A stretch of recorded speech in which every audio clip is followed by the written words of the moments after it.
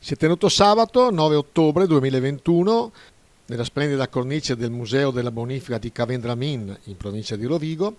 il convegno Agrotecnici alla prova del futuro, come cambia la professione e la prevenzione. Ascoltiamo alcuni dei protagonisti, tra i quali Filippo Moretto, presidente del Collegio Provinciale degli Agrotecnici ed Agrotecnici Laureati di Rovigo, Giorgio Piazza, presidente Fondazione Enpaia, Alessandro Maraschi, membro del Comitato Gestione Separata Agrotecnici, e Roberto Orlandi, presidente del Collegio Nazionale degli Agrotecnici e Agrotecnici Laureati.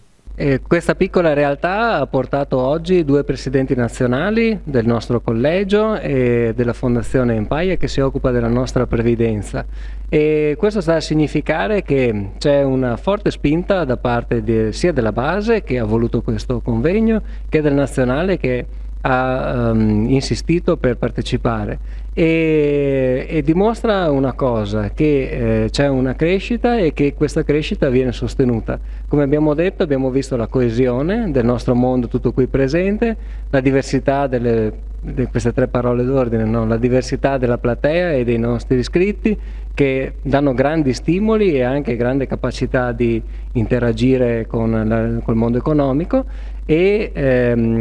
la passione che abbiamo voluto rappresentare oggi proponendo un convegno con una forte matrice territoriale e che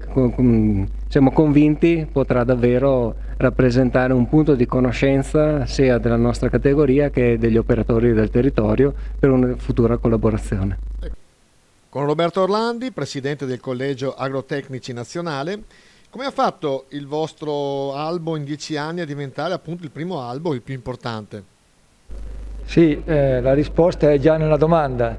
nel senso che la nostra filosofia è la seguente: un albo ha senso di esistere se è a servizio degli iscritti, e noi intendiamo essere misurati nel nostro lavoro dal giudizio degli iscritti. Tant'è che abbiamo messo nel sito del Collegio Nazionale addirittura un servizio di customer satisfaction, che diciamo per un ordine professionale è una cosa abbastanza anomala, però ogni iscritto all'albo, dal primo all'ultimo, che si rivolge a noi e ci pone un problema un minimo argomentato, riceve una risposta e insieme alla risposta un codice anonimo con la possibilità di dare un giudizio sulla qualità del servizio che lui ha ricevuto. Se è contento, se non è contento, dare suggerimenti. Ogni persona che si rivolge a noi ha la certezza di essere ascoltata e seguita.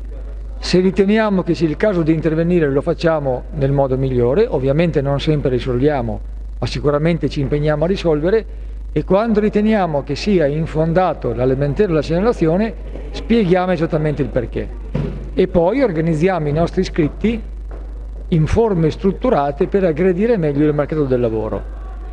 Oggi un libero professionista da noi può godere anche di quelli che a me piace chiamare incubatori di lavoro professionale, cioè strutture organizzate dove lui può iniziare a svolgere l'attività.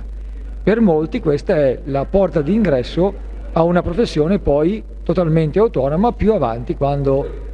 ha costruito la sua esperienza. Con il dottor Giorgio Piazza, presidente Fondazione Enpaia, lei ha descritto un ente vivo e positivo, ma che necessita di un cambio generazionale. Come sta procedendo questo cambio generazionale, Presidente? Sì, da quando io ho assunto la Presidenza nell'ottobre del 2018 abbiamo iniziato un percorso di ristrutturazione sia strutturale e del capitale umano, che adesso sta cominciando a dare i primi frutti, tant'è che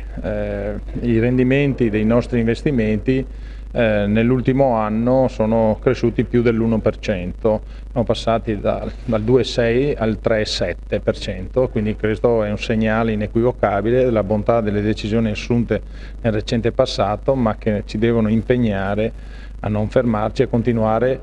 anche per il futuro in un lavoro certosino di qualificazione e di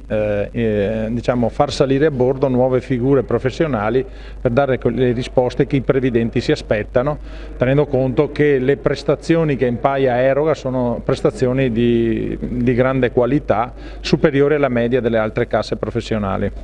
Con il dottor Alessandro Maraschi, coordinatore del Comitato Gestione Separata Agrotecnici ENPAIA.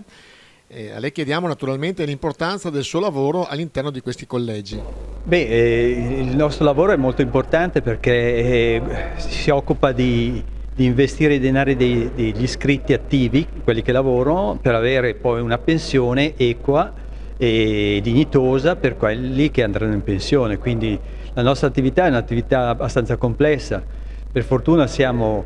aiutati da una struttura finanziaria alla quale non ci appoggiamo passivamente, ma ci confrontiamo per arrivare a trovare quegli investimenti che coniugano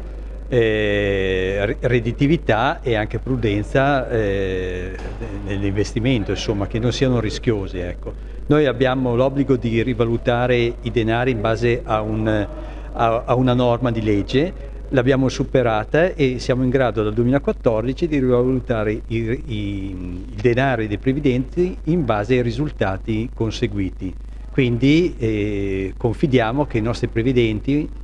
nel momento in cui lasceranno l'attività lavorativa, avranno una pensione più alta rispetto ad altri iscritti che non hanno questa possibilità di rivalutare in base agli effettivi risultati.